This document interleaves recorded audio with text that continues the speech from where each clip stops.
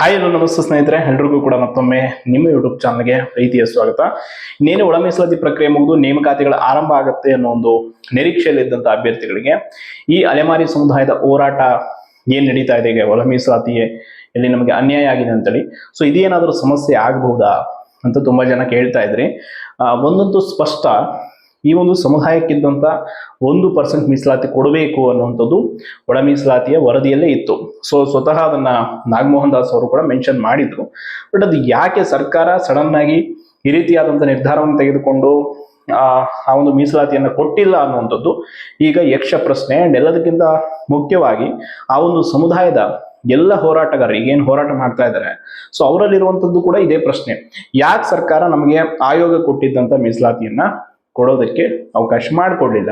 So ಅದೇ ನಮಗೆ ಈಗ ಆ ಒಂದು ಮೀಸಲಾತಿಯನ್ನು ಕೊಟ್ಟು ಬಿಟ್ಟಿದ್ರೆ ನಾವಿವತ್ತು ಹೋರಾಟನೂ ಮಾಡ್ತಾ ಇರಲಿಲ್ಲ ಅಂತ. ಬಟ್ ಕಾನೂನಾತ್ಮಕವಾಗಿ ಅವರು ಹೋರಾಟಕ್ಕೆ ಇಳಿತಾರೆ, ಯಾವಾಗ ಏನು ಇತ್ತ ಅನ್ನೋದು ಇನ್ನೂ ಅಧಿಕೃತವಾಗಿಲ್ಲ. ಬಟ್ ಸರ್ಕಾರದ ನಿರೀಕ್ಷೆ ಮೇಲೆ ಇನ್ನೂ ಕೂಡ ಅವರು ಇದ್ದಾರೆ, ಹೋರಾಟಗಾರರು ಕಡೆಯವರೆಗೂ ವೇಟ್ ಮಾಡ್ತಾ ಇದ್ದಾರೆ. ನೋಡೋಣ, ಏನಾದರೂ ಸರ್ಕಾರ ಯಾವುದೇ ರೀತಿ ಆದ್ರೂ ನಮಗೆ ನ್ಯಾಯವನ್ನು ಒದಗಿಸಿಕೊಡುವಂತ ಪ್ರಯತ್ನವನ್ನು ಮಾಡುತ್ತಾ ಅಂತ. ಸೊ ಆ ಪ್ರಯತ್ನ ಖಂಡಿತವಾಗಿ ಸರ್ಕಾರದಿಂದ ಆಗಿದ್ದೇ ಆದಲ್ಲಿ ಈ ಒಂದು ಹೋರಾಟ ಕಾನೂನಾತ್ಮಕವಾಗಿ ಅಂದ್ರೆ ತುಂಬಾ ಶೀಘ್ರಗತಿಯಲ್ಲಿ ನಡೆಯುವಂಥದ್ದು ಡೌಟ್. ಬಟ್ ಇನ್ ಕೇಸ್ ಮಾಡಿಲ್ಲ ಸರ್ಕಾರ ಇದೇ ಹಠವನ್ನು ಮುಂದುವರಿಸಿದ್ರೆ ಖಂಡಿತವಾಗಿ ಅವರು ಸುಪ್ರೀಂ ಕೋರ್ಟ್ ಮೊರೆ ಹೋಗುವಂಥದ್ದು ಸಾಧ್ಯತೆಗಳು ಇದೆ ಅನ್ನೋ ಒಂದು ಮಾಹಿತಿ ಇದೆ. ಯಾಕಂದ್ರೆ ಈಗ ಆಲ್ರೆಡಿ 2 ಬಾರಿ ಸಭೆಯನ್ನ ಕರೆದ್ರು ಕೂಡ ಮುಖ್ಯಮಂತ್ರಿಗಳು ಆ ಒಂದು ಸಮುದಾಯದ ಯಾವುದೇ ಹೋರಾಟಗಾರರು ಏನು ಪಾಸಿಟಿವ್ ಆಗಿ ಸ್ಪಂದಿಸಿಲ್ಲ. ಅಂಡ್ ಅದಲ್ಲದೆ ಸ್ವತಃ ನಾಗಮೋಹನ್ ದಾಸ್ ಅವರು ಕೂಡ ಈ ಬಗ್ಗೆ ಮೌನವನ್ನು ವಹಿಸಿದ್ದಾರೆ. ಯಾಕೆ ಇಷ್ಟು ವರದಿಯಲ್ಲಿ ನಾನು ಸ್ಪಷ್ಟವಾಗಿ ಉಲ್ಲೇಖ ಮಾಡಿದ್ರು ಕೂಡ ಅದು ಆಗಲಿಲ್ಲ. ಅಂಡ್ ಸಾಮಾಜಿಕವಾಗಿ ಔದ್ಯೋಗಿಕವಾಗಿ ಮತ್ತು ಶೈಕ್ಷಣಿಕವಾಗಿ ಎಲ್ಲಾ ಹಿನ್ನೆಲೆಯಿಂದಲೂ ಕೂಡ ಅವರಿಗೆ ಆ ಒಂದು ಮೀಸಲಾತಿಯನ್ನು ಪಡೆಯೋದಕ್ಕೆ ಅರ್ಹರಿದ್ರೂ ಕೂಡ ಯಾಕೆ ಅವರಿಗೆ ಸಿಗಲಿಲ್ಲ ಅನ್ನುವಂಥದ್ದು ಪ್ರಮುಖವಾದಂಥ ಪ್ರಶ್ನೆ.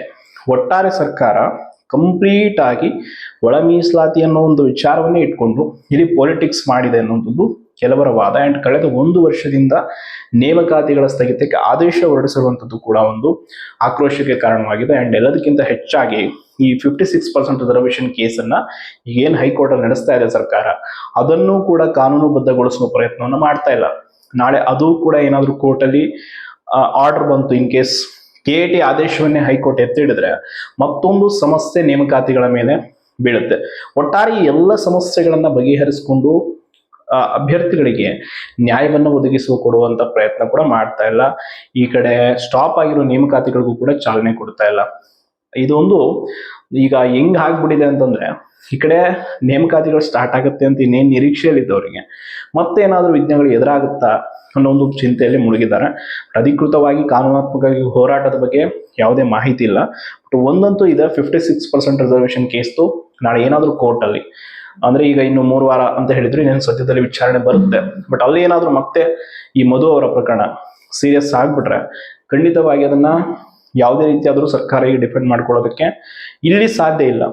ಇನ್ ಕೇಸ್ ಈಗಾಗಲೇ ಅದನ್ನ ಮಸೂದೆ ಮೊನ್ನೆ ಸದನದಲ್ಲಿ ಏನಾದರೂ ಚರ್ಚೆ ಮಾಡಿಬಿಟ್ಟು ಅದನ್ನ ಸೆಂಟ್ರಲ್ ಗೌರ್ಮೆಂಟ್ಗೆ ಕಳಿಸಿ 9th ಶೆಡ್ಯೂಲ್ಗೆ ಅದನ್ನ ಸೇರ್ಪಡೆಗೊಳಿಸುವಂತ ಏನಾದರೂ ಮಾಡಿದ್ದಿದ್ರೆ ಖಂಡಿತವಾಗಿ ಸಮಸ್ಯೆ ಆಗ್ತಿರಲಿಲ್ಲ. ನೇಮಕಾತಿಗಳಿಗೇನು ಸಮಸ್ಯೆ ಆಗಲ್ಲ. ನೇಮಕಾತಿ ಮುಗಿದ ಮೇಲೆ ಆದೇಶ ಪತ್ರವನ್ನು ಕೊಡೋ ಸಂದರ್ಭದಲ್ಲಿ ಈ ಒಂದು ಫೈನಲ್ ಆರ್ಡರ್ ಏನು ಕೊಡ್ಬೇಕಲ್ವಾ, ಸೊ ಆರ್ಡರ್ ಕಾಪಿ ಆ ಟೈಮಲ್ಲಿ ಇದು ಸಮಸ್ಯೆ ಆಗುತ್ತೆ. ಕೋರ್ಟ್ ಕೂಡ ಇದನ್ನೇ ಹೇಳಿದ್ದು, ನೇಮಕಾತಿ ಪ್ರಕ್ರಿಯೆಗೆ ಯಾವುದೇ ಅಡ್ಡಿ ಇಲ್ಲ ಇದರಿಂದ. ಬಟ್ ಫೈನಲ್ ಆರ್ಡರ್ ಅನ್ನ ಅಂದ್ರೆ ಫೈನಲ್ ರಿಸಲ್ಟ್ಸ್ಗಳನ್ನ ಬಿಡೋದನ್ನ ಮಾತ್ರ ನಮ್ಮ ಆದೇಶದ ನಂತರವೇ ನೀವು ನಿರ್ಧಾರ ಮಾಡಿ ಅಂತ ಹೇಳಿರೋದ್ರಿಂದ ಸರ್ಕಾರದ ವಿಷಯ ಕೂಡ, ಸರ್ಕಾರದ ಮಟ್ಟದಲ್ಲಿ ಕೂಡ ಇದು ಒಂದು ದೊಡ್ಡ ಮಟ್ಟದ ಸಮಸ್ಯೆಯಾಗಿ ಕೂತ್ಕೊಳ್ಳುತ್ತೆ. ಅಂಡ್ ಈಗ ಒಳ ಮೀಸಲಾತಿಯನ್ನು ಕೂಡ as it is same 56% reservation ಮೇಲೆ ಮಾಡಿರೋದ್ರಿಂದ ಅದು ಏನಾಗುತ್ತೆ ಅನ್ನೋದು ಬಟ್ ಸ್ಪಷ್ಟತೆ ಇಲ್ಲ. ಬಟ್ ಇಲ್ಲಂತೂ ಒಂದು ಕ್ಲಿಯರ್ ಆಗಿ ಕಾಣ್ತಾ ಇರೋದು, ಸರ್ಕಾರ ಏನಾದರೂ ಒಳ ಮೀಸಲಾತಿಯಲ್ಲಿ ಸರಿಯಾಗಿ ಮೀಸಲಾತಿಯನ್ನು ಅಂದ್ರೆ ಜಸ್ಟ್ 1% ಅವರಿಗೆ ಕೇಳ್ತಾ ಇರೋ ಡಿಮ್ಯಾಂಡ್ ಅನ್ನು ಈಡೇರಿಸಿಬಿಟ್ಟಿದ್ರೆ ಇವಾಗ ಯಾವುದೇ ಸಮಸ್ಯೆ ಅನ್ನೋದು ಬರ್ತಾ ಇರಲಿಲ್ಲ. ಬಟ್ ನೋಡೋಣ, ಏನಾದರೂ ಇನ್ನೂವರೆಗೂ ಕೂಡ ನಿರ್ಧಾರವನ್ನು ತೆಗೆದುಕೊಳ್ಳುವಂಥ ಸಾಧ್ಯತೆ ಇದೆಯಾ, ಯಾವುದೇ ರೀತಿ ಆದರೂ ಒತ್ತಡಕ್ಕೆ ಮಣಿತಾರೆ. ಯಾಕಂದ್ರೆ ಈಗ ಆಲ್ರೆಡಿ ಈ ಒಂದು ಎಮಾರಿ ಸಮುದಾಯದ ಹೋರಾಟದ ತಂಡ ರಾಹುಲ್ ಗಾಂಧಿ ಅವರನ್ನ ಭೇಟಿಗೂ ಕೂಡ ಯೋಚನೆ ಮಾಡ್ತಿದೆಯಂತೆ. ಇನ್ ಕೇಸ್ ಹೈಕಮಾಂಡ್ ಇಂದ ಏನಾದರೂ ಇವರಿಗೆ ಒತ್ತಡವನ್ನು ಹಾಕಿಸುವಂತ ಪ್ರಯತ್ನ ಮಾಡಿದ್ರೆ ಏನಾದರೂ ಇವರು ಬದಲಾವಣೆಗಳನ್ನು ಮಾಡ್ಕೊಳ್ಬೋದಾ ಅಂತ ಕಾದು ನೋಡೋಣ. ಧನ್ಯವಾದ.